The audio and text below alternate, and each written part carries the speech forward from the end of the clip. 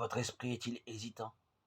Jacques nous dit dans son épître 1, versets 5 à 9, que celui qui manque de fermeté est un homme irrésolu dans toutes ses voies, et qu'il ne peut espérer bénéficier de la grande loi. C'est parler avec un bon sens évident. Si nous affirmons quelque chose à l'instant, et disons le contraire dans une demi-heure, si nos pensées positives à 10 heures sont négatives à 11 heures, si notre méditation est magnifique, mais que sitôt fini, nous ne parlions que de nos ennuis, il est tout naturel que nous n'obtenions aucune démonstration. Si nous prenons un taxi à la gare de Lyon en disant au chauffeur de nous conduire à la gare Saint-Lazare et que, place de la Bastille, ayant changé d'avis, nous donnions comme adresse le Panthéon pour demander presque aussitôt de reprendre le chemin de la gare Saint-Lazare et que nous changions encore de destination en cours de route, nous ne pourrions espérer arriver quelque part. Quant à notre chauffeur, au bout d'un certain temps, il nous débarquerait tout simplement en nous disant sans embâge ce qu'il pense de nous. Eh bien, beaucoup de ceux qui prétendent étudier la parole agissent de la sorte. Ils affirment à la fois l'harmonie de Dieu dans leur vie et l'inharmonie qui leur arrive, tant et si bien que leur subconscient ne sait plus à quoi s'en tenir et que leur vie n'est que confusion, trouble, doute, hésitation. On peut dire qu'ils vivent une certaine bipolarité, celle que j'ai connue pendant plus de 34 ans.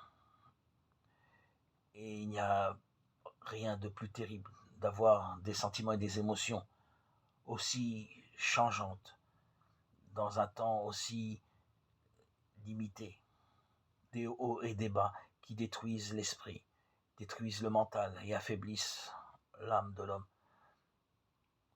Nous pouvons encore nous contredire et neutraliser nos prières, nos affirmations en affirmant une chose et en faisant le contraire.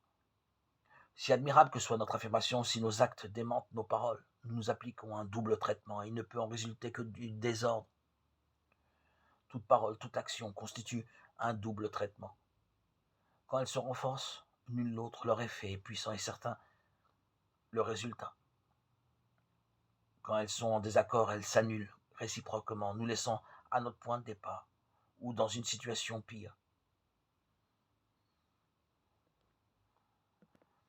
C'est ce qui m'est arrivé pendant des décennies, avec des situations rocambolesques, des humeurs changeantes, des émotions paradoxales,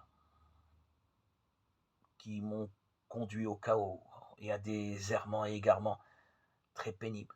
Heureusement, le baptême m'a sauvé. Jésus est venu à ma rencontre, il m'a tendu la main et m'a sauvé de toute cette désharmonie en m'envoyant, en me faisant connaître l'Esprit Saint qui encore aujourd'hui, 3 ans et demi après mon baptême, agit encore en moi et restera toujours en moi par la grâce de Dieu. Insistons tant que nous pouvons sur l'élément harmonie et nous obtiendrons certainement des résultats. Mettons notre confiance, tout notre esprit entre les mains de notre Seigneur. Lui seul peut nous guérir. Il l'a fait pour moi et il le fera pour d'autres et pour tous ceux qui le désirent. Répondez à l'appel du Seigneur. Soyez à son écoute. Demandez-lui l'équilibre, la stabilité.